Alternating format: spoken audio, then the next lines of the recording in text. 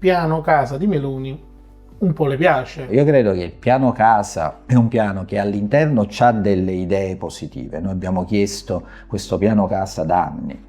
C'ha due problemi: da un lato il fatto che ci sono poche risorse, cioè affrontare il problema della casa in Italia richiede investimenti molto importanti che in quel piano non ci sono, e poi c'ha un altro tema che insomma dobbiamo risolvere nell'applicazione, che è fondamentale per il problema della casa va gestito dai comuni, cioè la casa è il tipico fenomeno che deve essere processo anche politico, edilizio, che deve essere gestito dai comuni. Quindi è molto importante l'idea di accentrare le azioni, non è un fatto efficace, anche perché le problematiche dei vari comuni sono molto diverse tra loro, quindi c'è un intervento molto puntuale che non può essere generalizzato a livello nazionale, perché questo creerebbe dei problemi.